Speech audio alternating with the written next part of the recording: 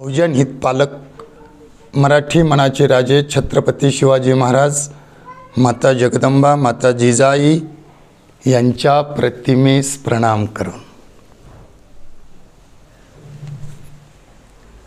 आज या ठिकाणी उपस्थित आदरणीय ज्यांच्याकडे ज्ञानाची ज्योत तेवते असा माझा शिक्षकगण, माझ्या शिक्षक भगिनी आणि माझ्या छोट्या छोट्या बालमित्रांनो,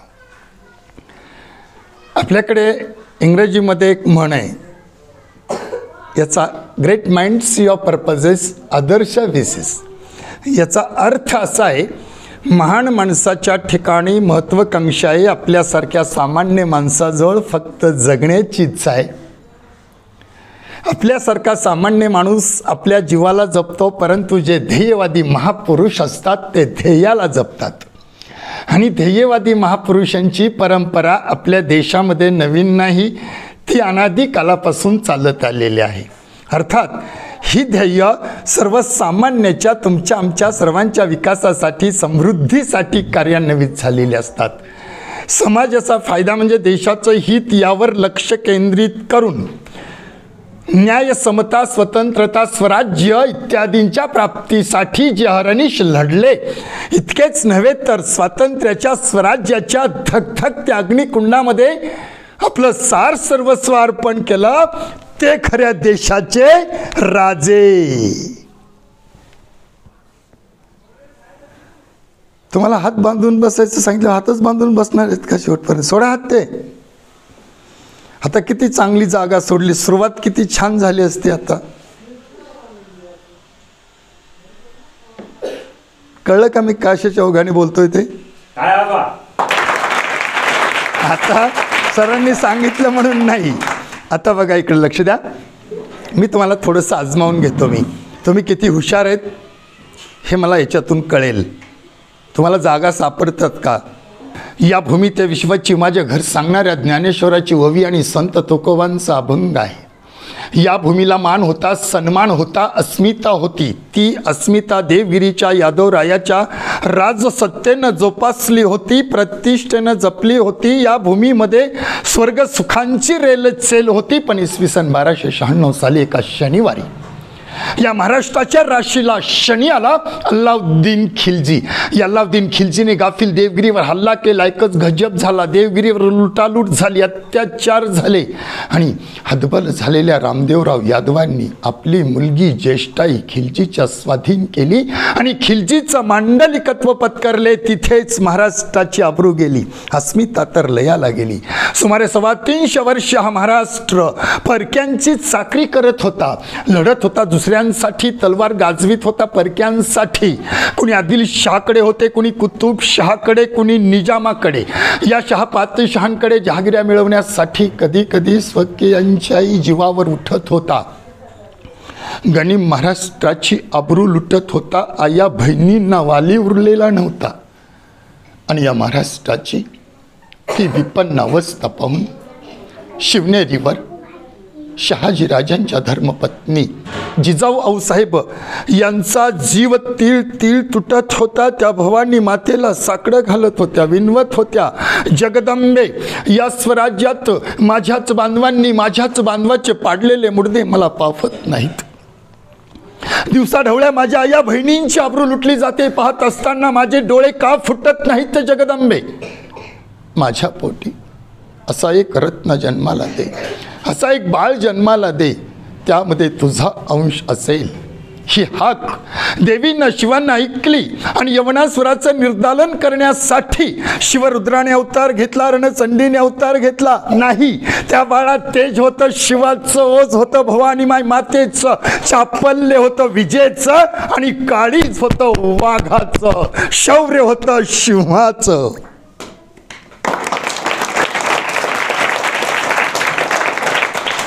कृष्णाची नीती, रामाची मर्यादा, कर्णाचा औदार्य, धर्मराजांची पुण्यशीलता नव्हे तर न्यायाची निष्ठुरता, गरुडाची झेप आणि शक्तीचं तुफान या बाळामध्ये दडलेलं होतं. शिवनेरी गडाच्या नावावरून बाळाचं नाव ठेवण्यात आलं शिवाजी. समजतंय नाही भाषेत? अजून थोडी भाषा वापरू. समजतंय? मी तुम्हाला आजमावून बघितलेलं आहे. मी अजून कार्यक्रमाला सुरुवात केलेली नाही आहे. आज तुमच्यासमोर जो प्रसंग मी उभा करणार आहे तो प्रसंग प्रतापगडावरील पराक्रम. म्हणजे तुमच्या डोळ्यासमोर मी प्रतापगड उभा करणार आहे. सुरुवात करू.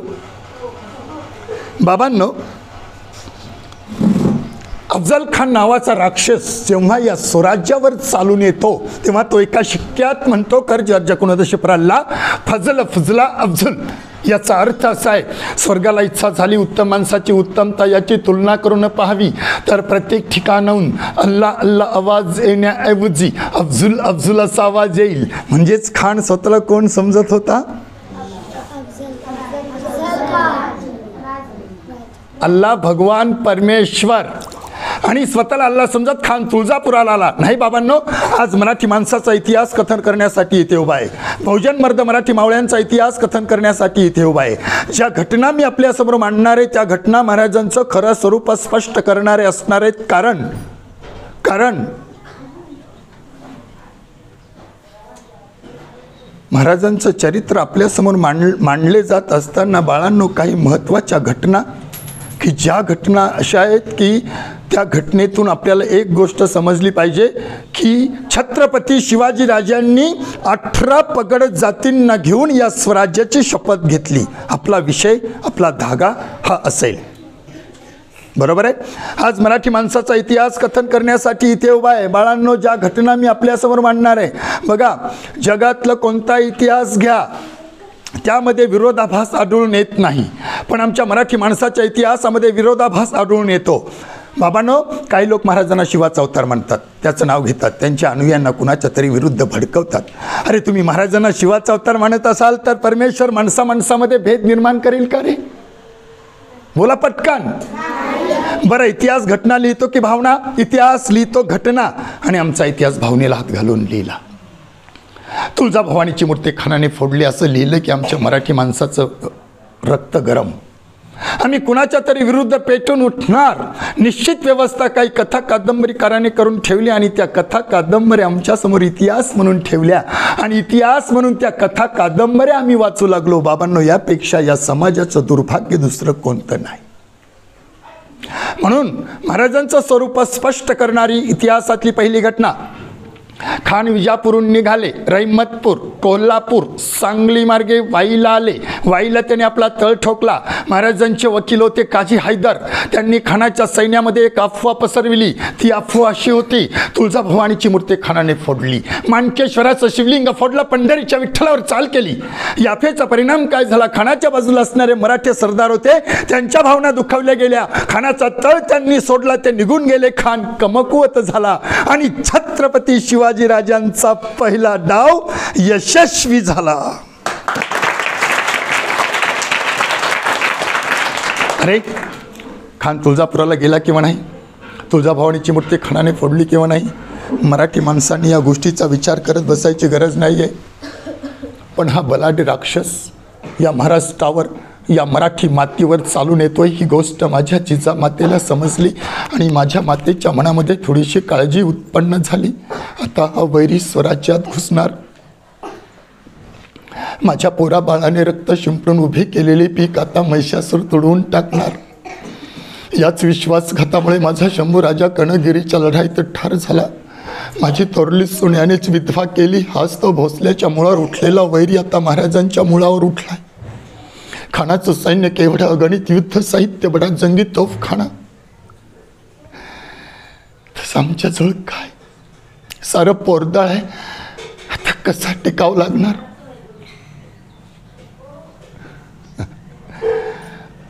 आई साहेब, आपण कसली काळजी करताय? तुम्ही पोटात असतानाच आम्हाला घोड्यावर बसायला शिकवलाय, तुम्ही आम्हाला लढायचं शिकवलाय.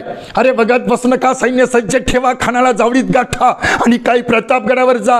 राजे, खानाशी युद्ध करणं अवघड आहे. खानाचं सैन्य फार मोठं आहे, आपलं मराठ्यांचं सैन्य अतिशय थोडं आहे. राजे, सलाह करा, वाटाघाटी करा, तह करा. खानाशी युद्ध करू नका राजे, आपला निभाव नाही लागणार. राजे काय म्हणतात? अरे, युद्ध करता करता मरणे हा मराठ्यांचा धर्म आहे. अरे भेडासारखे पळून जाणे हा बहुजन मर्द मराठी मावळ्यांचा धर्म नाही. त्या उन्मत माजलेल्या महिषासुराशी वाटाघाटी त्याला फाडा, त्याची मुंडकी उडवा. या दुष्टांचा संहार करण्यासाठीच माझा जन्म आहे. बाबांनो, याच काळामध्ये अशी एक घटना घडली होती. आपल्या महाराष्ट्राचा एक सरदार खंडोजी खोपडे हे खानाला फितूर झाले होते आणि छत्रपतींना मारण्याचा डाव त्याच्या सांगण्यानुसार खान आखत होता. हा खंडोजी खोपड्या खानाला फितूर झाला तेव्हा खास महाराजांचा एक चेला होता कान्होजी जेधा. त्याला एकदम धसका बसला आणि महाराज हसत हसत कान्होजीला म्हणाले, हे मराठ्यान, अरे तुम्ही सगळे खानाच्या बाजूने जा. जसे खंडोजी खोपडे गेले तसे मला कुणाची गरज नाही. आता असं म्हटल्यानंतर तो कान्होजी राजांना काय म्हणेल? तो खरा मर्द, या मातीतला खरा मराठा. तुम्ही सगळे खानाच्या बाजूने जा असं म्हटल्यानंतर कान्होजी राजांना म्हणतो, राज राज तुम्ही काय बोलताय? हे केवळ संसाराच्या वतनाच्या गाडग्या मडक्यासाठी महाराजांची हरामखोरी नाही राज. जेध्याची औलाद असल्या हरामखोराच्या पोटची नाही. गेली 23 वर्षा जेधा भोसल्याच्या पायावर शिर वाहून जगतोय. असल्या ऐन वक्ताला निम्म खरामी बनण्यासाठी नाही असं बोलू नका राज. घ्या तलवार आणि कापा मुंडकी आमची या परीस. माझी 5 जण लेक आणि मी खस्तोंड पडतो तुमच्या पायावर. राजा भेट तर निर्बत झाला तर थोरल्या महाराजांनी मला तर पाठवलंय. ते आमचे इमान साबूत आहेत महाराज. इमानास अंतर होणार नाही राज, इमानास अंतर होणार नाही. बाबांनो, काही देशमुखांच्या माना महाराजांच्या बाजूस कुर्बान आहे ते कान्होजीने ताडले. अरे मिशीला पीळ पडला. अस्सल मराठी माणसाच्या जातकुळीतला इनाम हा सतीसारखा असतो, तो शिंदळकीचा नसतो. आणि महाराजांच्या निष्ठेचे 7 प्रसाद मावळ खोपट्यातून बाहेर पडले. फक्त मराठ्यांच्या नाही तर सगळ्या जाती धर्मांच्या. महारांच्या, मांगांच्या, साळ्यांच्या, माळ्यांच्या, कोळ्यांच्या, धनगरांच्या, रामुशांच्या, भिल्लांच्या, कुणव्यांच्या, आदिवाशांच्या. महाराजांनी 18 पगड जातींना घेऊन या स्वराज्याची शपथ घेतली. आपला इतिहास आहे बाळांनो, तो कधीच विसरायचा नाही. महाराजांनी फार मोठी मोहीम अंगावर घेतली होती. बोला बोला, राजे कुणाला भेटायला चालली होती? खानाला. अवघड गोष्ट होती ना ती. पण राजांना एक अवघड गोष्ट करायची होती बाळांनो. ती कोणती? त्यांना आपल्या आईची भेट घ्यायची होती. आई हे नातं फार नाजूक असतं. हे बघा, ते शब्दात सांगायचं नसतं, ते शब्दात ऐकायचं नसतं, ते हृदयाच्या डोळ्यांनी पाहायचं, हृदयाच्या कानाने ऐकायचं. अबोल अश्रू हीच त्यांची हाक असते आणि उफाळणारे हुंदके हीच त्यांची ओ असते. प्रेम न बोलता न धावता अनुभव चित्त चित्त जाणे. माझा शिवबा प्रतापगडावर जाणार ही गोष्ट आईसाहेबांच्या काळजाचा ठाव घेणारी होती. धारधार पाते चरवी आईसाहेबांचं हृदय घुसळून निघत होतं. शिवबा, तू मला सोडून जाऊ नकोस.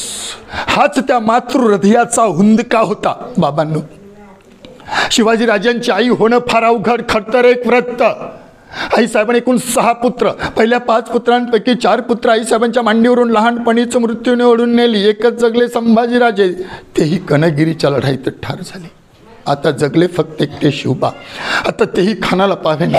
कुऱ्हाड परजित खानाला होता त्या माय लेकराची ताटातूट करायला. आणि मनाच्या कठोर तटबंदीत मनाला घट्ट बांधून ठेवणाऱ्या आईसाहेबांकडे महाराज वळाले. महाराज खानाला भेटणार, तो खान दगाबाजी स्वभाव ज्याचा.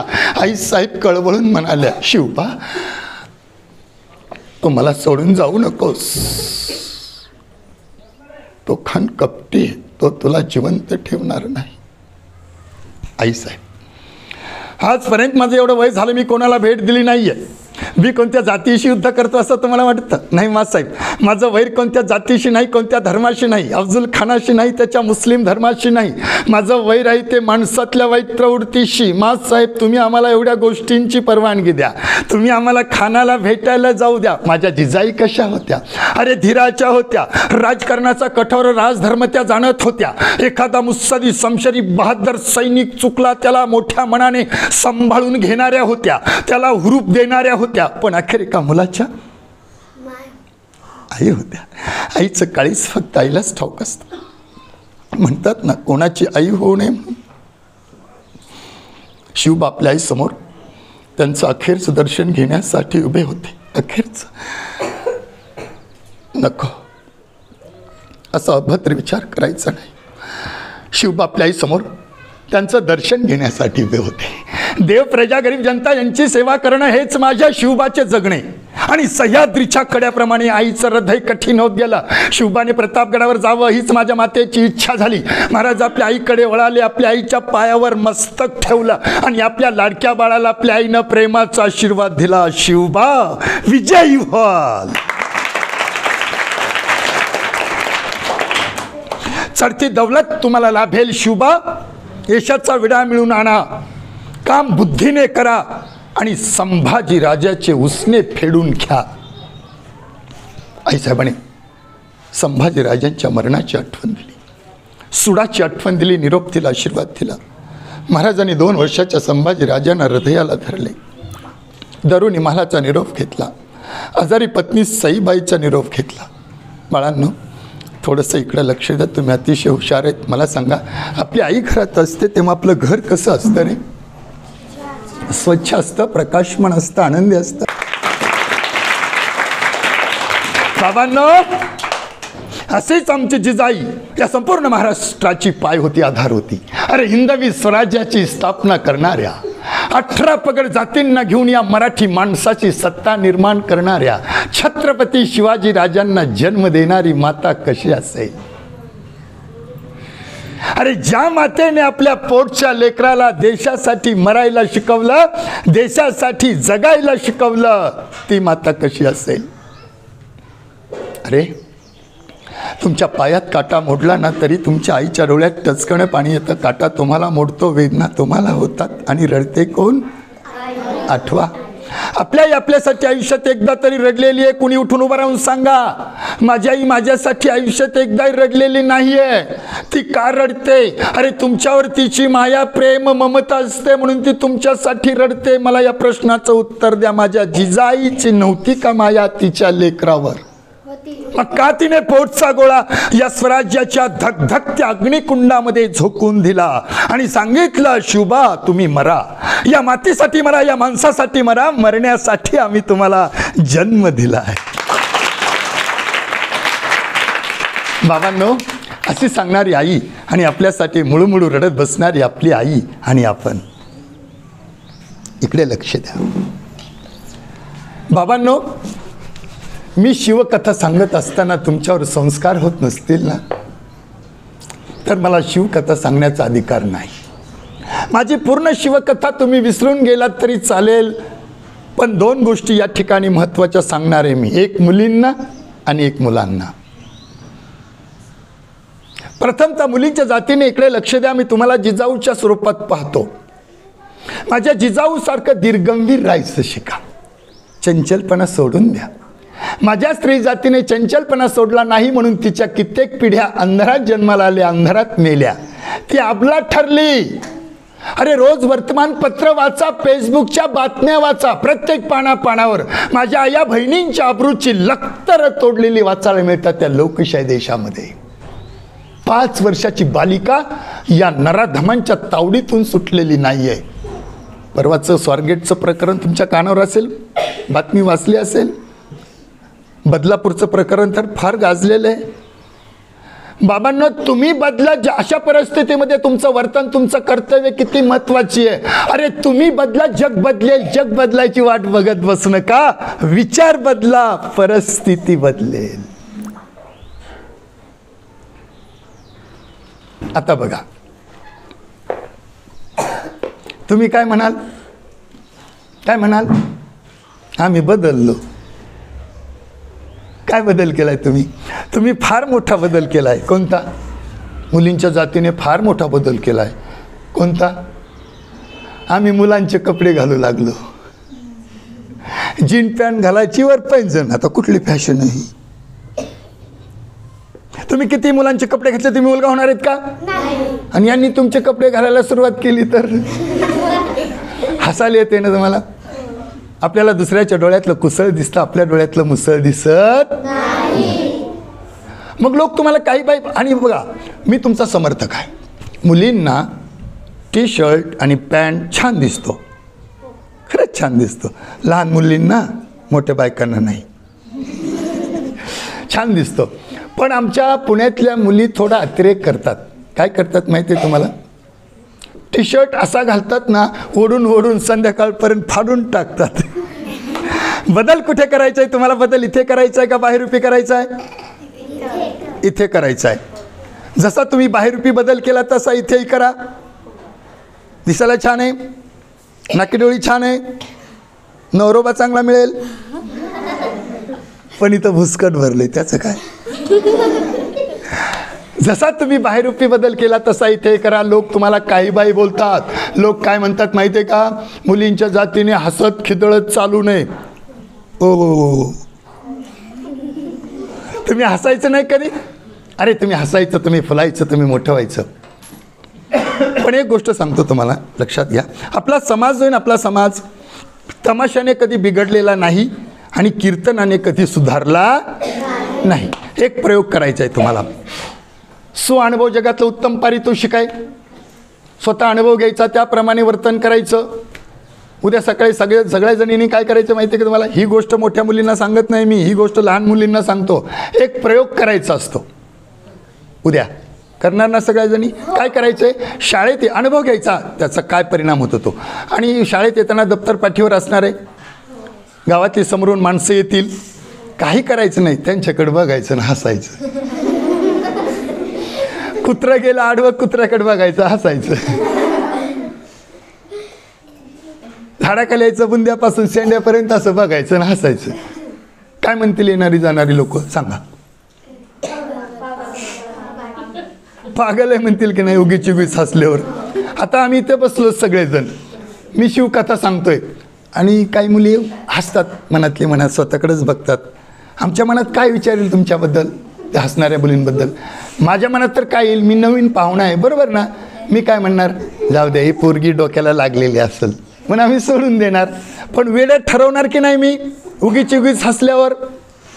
बरोबर आहे. म्हणून तुम्ही हसायचं, तुम्ही फुलायचं, तुम्ही मोठं व्हायचं. पण वेळ प्रसंग पाहून या समाजाचा अभ्यास करून प्रसंगी समाजात वावरताना तुमच्या चेहऱ्यावर इतकं गांभीर्य असावं की तुमच्या गांभीर्याची भीती या समाजाला वाटावी. माझ्या जिजाईसारखं तुम्ही असावं.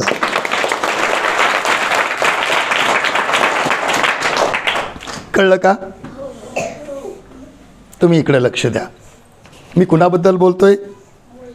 शिवाजी राजांबद्दल बोलतोय, बरोबर आहे? जगात अनेक राजे होऊन गेले बाळांनो. एकमेव मराठी मनाचा राजा होता. इतर राजांच्या ठाई जे नव्हतं ते माझ्या छत्रपतींच्या ठाई होतं, ते म्हणजे चारित्र्य. काय? चारित्र्य. तुम्ही रोज शाळेत येता, आजूबाजूला तुमच्या भगिनी चालत खेळत असतात. आजपासून सगळ्यांनी शपथ घ्यायची. हे लहान मुलं लक्षात ठेवा, त्यांना कोणी चिडवायचं, त्यांची टिंगल टवाळी करायची, त्यांना अपमानित करायचं. आणि असा जर विचार तुमच्या मनामध्ये आला तर त्याच वयाची स्वतःची बहीण आपल्या डोळ्यासमोर उभी करायची. कारण दुसऱ्याच्या माय बहिणीमध्ये स्वतःची माय पाहणं हा मराठी माणसाचा धर्म आहे. अरे छत्रपती शिवाजी राजांनी घालून दिलेला आदर्श आहे. म्हणून माझी जिजाई सांगताना सगळं जग सांगतं. काय सांगतं? की प्रतिकूल परिस्थितीमध्ये छत्रपतींना घडवणारी माता ही जगातली सर्वश्रेष्ठ एकमेव महान आई आणि गुरु ठरली. लोक म्हणतात म्हणून नाही. त्यासाठी तुम्हाला उलगडावी लागतील इतिहासाची पानं. पण आम्हाला इतिहास वाचायला वेळ नाही. गेली 20 वर्ष लहान मुलींना, मोठ्या मुलींना, बायकांना विचारतो, अरे जिजाऊंच्या गोष्टी कोणी वाचल्या का? 20 वर्षामध्ये काही मुलगी आली नाही मी जिजाऊच्या गोष्टी वाचल्या म्हणून सांगायला.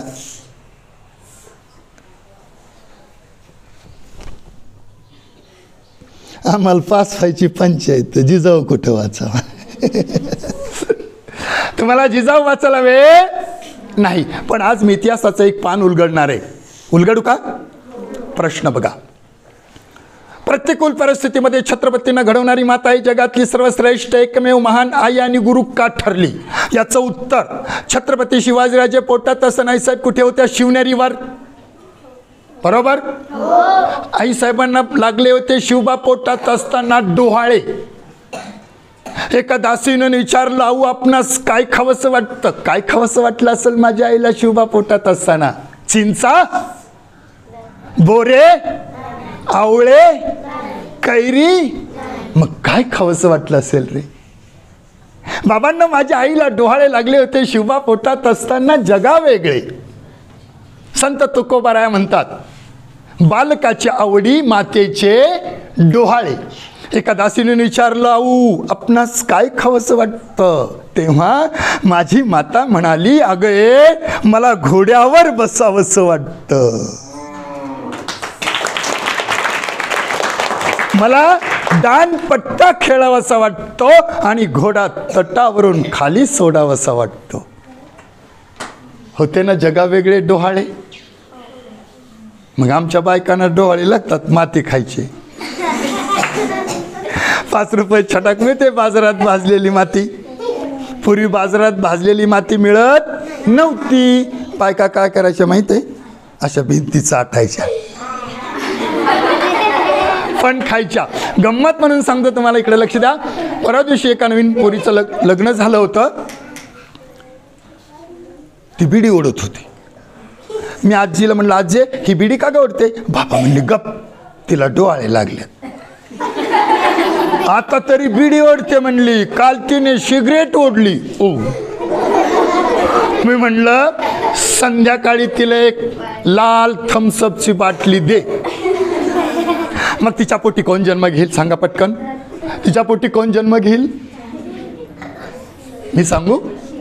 बाबांनो, माझ्या आईला डोहाळे लागले जगा वेगळे घोड्यावर बसण्याचे शिवबा पोटात असताना, म्हणून तिच्या पोटी राजे छत्रपती जन्माला आले.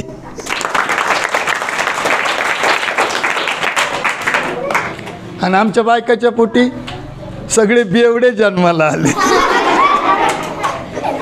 म्हणून माझी आई सांगताना सगळं जग सांगतं, सगळं जग सांगतं की प्रतिकूल परिस्थितीमध्ये छत्रपतींना घडवणारी माता ही जगातली सर्वश्रेष्ठ एकमेव महान आई आणि गुरु ठरली. याच मातेच्या आशीर्वादावर छत्रपतींनी हे स्वराज्य निर्मिले. आज त्याच मातेचा आशीर्वाद घेऊन महाराज कुणाला भेटायला चाललेत खानाला. महाराज पुन्हा आपल्या आईकडे वळाले, पुन्हा आईच्या पायावर मस्तक ठेवलं. आपल्या लाडक्या बाळाला आपल्या आईनं प्रेमाचा आशीर्वाद दिला. आशीर्वादाची शिदोरी आपल्या बाळाने पदरामध्ये घेतली. महाराज घोड्यावर स्वार झाले आणि प्रतापगडावर येऊन पोहोचले. गडावर पोहोचल्याबरोबर महाराजांच्या कानावर महाराष्ट्रातून अनेक बातम्या येऊ लागल्या. अर्थात त्या सगळ्या बातम्या कोणाच्या होत्या, खानाच्या. अशीच एक बातमी महाराजांच्या कानी आली. ही बातमी खानाची नव्हती, ही बातमी राजगडावरून आली होती. नशिबाने कडू जहर पेला महाराजांपुढे आणून ठेवला होता. ही बातमी अशी होती, याच काळामध्ये त्यांच्या आजारी पत्नी सईबाई मरण पावल्या होत्या. ही सई कोण. अरे फलटणच्या नाईक निंबाळकरांची लेक, महाराजांची आवडती राणी. त्या पती पत्नीच्या सुखाचा संसाराचा भोवरा किती चांगला गुंगला होता. तेवढ्यात यमदूताने जाळीचा विळखा टाकला. फिरता भोवरा आकाशात उडाला. याच काळात खानाने महाराजावर संकट आणलं. काय वाटलं असेल त्या पतिव्रतेला. त्या पतिव्रतेने आपल्या पतीसाठी देवापाशी कोणत्या विनवण्या केल्या असतील. अरे 2 वर्षाच्या संभाजीराजांना सोडून जाताना त्या आईचं हृदय कसं खालीवर झालं असेल हे जाणायला इतिहास लुळा पांगळा दुबळा ठरतो. अरे इतिहास फक्त घटना लिहितो, माणसाची हृदय नाही. बाबांनो, मी तुमच्या वयाच असताना वयाच्या 13व्या-14 वर्षापासून छत्रपतींच्या कथा सांगत महाराष्ट्रातल्या खेड्यापाड्यात वाड्यान वस्त्यांवर वेड लागल्यासारखा मान अपमान सगळ्या गोष्टी सहन करीत फिरतोय. अरे माझे मित्र मोठमोठे शिवव्याख्याते झाले. 30-30, 40-40 हजार रुपये घेतात एका व्याख्यानातून. किती? 30 ते 40 हजार. बाबांनो, मी तुमच्याकडे येतो, तुमच्या शिक्षकांच्या हातापाया पडतो, तुम्हाला काय द्यायची ते द्या म्हणतो. मला नावं ठेवतात ते. अरे जास्त मानधन घेणारा मोठा कलावंत असतो नाही का रे. आता इथंच मोठं स्टेज असतं, लाईट असते आणि लोक बसलेले आहेत. मोठं मानधन मला मिळालं आहे, मी गाडीतून आलो आहे. कार्यक्रम हाच. लोक काय म्हणले असते बघा टेंडन्सी, अरे मोठा कलावंत आला, गाडीतून आलाय ना तो, नाही का. बरोबर ना. हां बाबांनो, मी तुम्हाला माझा परिचय सांगायचा विसरून गेलो. मी कुणी मोठा नाही, मी एका सामान्य शेतकरी कष्टकऱ्याचा मुलगा. अरे गेली 25 वर्ष छत्रपतींच्या कथा सांगत महाराष्ट्रभर फिरणारा मी एक भटका आहे. आणि आज भटकत भटकतच आपल्या समोर आलो रे. मला सांगा, शाळेमध्ये कोणताही कार्यक्रम असू द्या, इतकी शांतता असते का कधी. इतकी शांतता असते का कधी? बाबांनो, मी शिवकथा सांगायला उभा राहतो तेव्हा हा चिमुकला जेव्हा माझ्याकडे टक लावून बघतो, तुमच्या डोळ्यातून पडणारं तेज माझ्या शरीरामध्ये संचारतं आणि तितक्याच त्वेषाने मी महाराजांच्या कथा आपल्यासमोर मांडतो. अरे, तुमची शक्ती मी तुम्हाला प्रदान करतो. मी नेहमी सांगत असतो, ही सगळी शक्ती तुमची आहे, मराठी मातीची आहे, मराठी माणसाची आहे, छत्रपती शिवाजी राजांची आहे. अरे, मी कोण आहे रे बुजगावणं? मला कळलंय कुठं पेरायचं ते. माझी जमीन आहात तुम्ही, मला इथं पेरायचं खरं. ते कुठं पेरू द्यात, मला काय घेणं देणं नाही. चला, याच काळामध्ये खानाचा एक निरोप महाराजांना येतो. तो निरोप असा आहे, राजे शिवबा, तुम्ही आमच्या मुलासारखे आहात, तुम्ही आम्हाला जावळीत भेटायला या. तुम्ही लुटलेली जावळी, गडकोट किल्ले तुम्ही आम्हाला परत देऊन टाका. आम्ही तुमच्या बोटाला धरतो, आदिलशहाकडे घेऊन जातो, नोकरी देण्यास भाग पाडतो. अर्थात यामध्ये कपट होते. अफजल खान कपटी होता. महाराज त्याच पट्टीतले. महाराजांचं उत्तर ऐका. वाघ जेव्हा शिकार करतो तेव्हा 2 पावले पाठीमागे सरतो. महाराजांनी काय केलं? अंगावर घोंगडं घेतलं, थंडी वाजून आल्याचं सोंग केला, निरोप पाठवला. खान साहेब, छत्रपती शिवाजी राजे खूप लहान आहेत, ती आजारी आहेत, ती कृश होत चाललीत. आम्ही लुटलेली जावळी, गडकोट किल्ले आम्ही आपणास परत करतो. आमच्या बोटाला धरा, तुम्ही आम्हाला आदिलशहाकडे घेऊन चला. आम्ही आपली चाकरी करण्यासाठी केव्हाही तयार आहोत. आणि मला सांगा, असं ऐकल्यानंतर त्या बेवकूफ खानाला आनंद होणार आहे का दुःख? शिवाजी आपल्या सैन्याचं बोलतोय, घबराट बेटा. ठरल्याप्रमाणे शिवाजी का माझ्या तावडीत आला की तो माझ्या घणाच्या घावातून सुटत नाही. राजा का फिर जावले कभी जगह है, मैं जावले आने के लिए तैयार हूँ, लेकिन तुम बम्मन हो, यकीन दिलाते हो. शिवाजी, शिवाजी, शिवाजी. बघा, भेटीचा दिवस ठरला, वेळ ठरली. 7 सप्तमी गुरुवारी दुपारी काय होणार होते? भेटीचा आदला दिवस, आदल्या दिवसाची रात्र, काळ रात्र, कारण त्याच रात्रीच्या गर्भातून उद्याचे बरे वाईट बाहेर पडणार होते. अखेर भेटीचा दिवस उजाडला. महाराजांनी सर्व तयारी केली. अंगात चिलखतवर जरीचा कुर्ता, कमरेला शेला बांधला, जिरे टोप घातला, शिरपेच खवला. महाराजांनी 2 हात जोडले. आईसाहेबांची आठवण झाली. तो मायेचा बंध केवढ्या कठोर मनाने राजगडावर ठेवला होता. मृत्यूपत्नी सईबाईची आठवण झाली. 2 वर्षाच्या संभाजीराजांची आठवण झाली. महाराष्ट्राचा संपूर्ण पट महाराजांच्या डोळ्यात समोरून तरळून गेला. बाबांनो, लहानपणीचे मित्र महाराजांना आठवले. साजी कंक, बाजी, पासलकर, तानाजी, सगळे सगळे सगळे. बाबांनो, महाराष्ट्राचा मर्द मराठी राजा छत्रपती शिवबा कधीच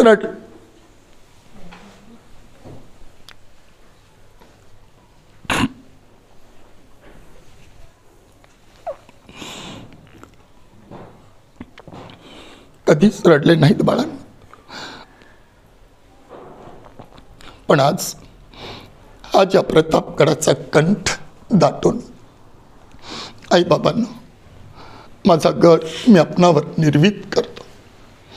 माझी विनवणी आहे, या युद्धामध्ये माझा प्राणनाश झाला तर माझ्या शंभू बाळाला सांभाळा. लहान असून सई गेल्यापासून पोरकं झालंय लेकरो. वनवासी माझा शंभू भोळा साप आहे. रायगडाची पोखरलेली खांब पाहून हा कवळा जीव हादरून जाईल. त्याला गादीवर बसवा. आणि या युद्धामध्ये अफजल खान मरून जय झाला तर मी आहेच. राम राम घ्या माझ्या बाबांनो, राम राम घ्या. आणि तोंडाने आदिशक्ती भवानी मातेचं स्मरण करीत महाराज प्रतापगडाच्या पायऱ्या उतरू लागले. जगदंब जय जिजाऊ. दूरवर बसलेला खान, शामिन्यात बसलेला खान महाराजांना दिसू लागला. खान साहेब, तेवढ्या सय्यद बंडाच बाजू हटवा, मला भीती वाटते. आणि झटकानं सय्यद बंडा दूर होतो. महाराज पुढे पुढे जातात. जगदंब जय जिजाऊ. महाराजांना आलिंगन देण्यासाठी आता खान 2 हात पुढे करतो. अरे, मृत्यूचा जबडा, त्या जबड्यात साहेबांच्या पुत्र सुखाचा, महाराष्ट्राचा, सर्वस्वाचा, सौभाग्याचा तो एकदम घास घेत असतो. तेवढ्यात काय होतं? वारा स्तब्ध होतो. चित्रगुप्ताची लेखणी थांबते. यमदूताची छाती धडधड करायला लागते. आणि महाराज पुढे पुढे जातात. जगदंब जय जिजाऊ, जगदंब जय जिजाऊ. खान साहेब, यामध्ये काय दगा फटका? अहो बेटा शिवबा, अहो शहाजी राजाचा नामचा भाई चला पुराणे तर बेटा, तू सारी सखी छोड करे अफजल खाक गले लगाव, असं म्हणून खानाने महाराजांना लिंगन दिलं. महाराजांचे मुंडके खानाच्या छातीला लागले. महाराज खुजे होते. महाराजांची उंची होती फक्त 5.5 फूट. खानाने आपला डाव साधला. डाव्या बगलेत महाराजांची मान पकडली, एकदम दाबली आणि उजव्या हातातील तलवार महाराजांच्या कुशीत खुपसली. टर्कन अंगर का फाटला, चिलखत होते. महाराज बचावले. महाराजांनी सराईत नजरेमध्ये हेरला. आपल्या डाव्या हातातील बिचव्याचे तीक्ष्ण पाते खसकण खानाच्या पोटात खुपसले. खानाने प्राणांकित आरोळी मारली. अल्लाह, दुश्मन ने मुझे कत्ल किया, इसको तो खत्म करो बेटा. फाजल, दगा, बदला. भळकन खानाची आत्तडी बाहेर पडली. काय झालंय खानाला समज नाही. तेवढ्यात खानाचा वकील कृष्णाजी भास्कर हा छत्रपतींच्या अंगावर धावून आला आणि महाराजांच्या मस्तकावर त्याने तलवारीचा वार केला. महाराजांची तर खोक पडले. महाराज बचावले. महाराजांनी आपला पट्टा फिरवला आणि कृष्णाजी भास्कराला आडवं केलं. हे पाहिलं सय्यद बंडा शामिन्यात धावून आला आणि छत्रपतींच्या अंगावर वार करणार. तोच वार जीवा महालाने आपल्या अंगावर झेलला. महाराज पुन्हा एकदा बचावले. महाराज तिथून निसटले. गडावर पोहोचले. गडावरून तोफांचा आवाज केला. अरे तोफांचा आवाज नव्हता. राजे तोफेच्या तोंडी उभे राहून सांगत होते, जावळीच्या दऱ्याखोऱ्यात झाडाझुडपात लपलेल्या माझ्या मर्द मराठ्यांनो, आता तुम्ही उठा आणि पुन्हा तोफा कडाडल्या. दरीखोरी दुमदुमले.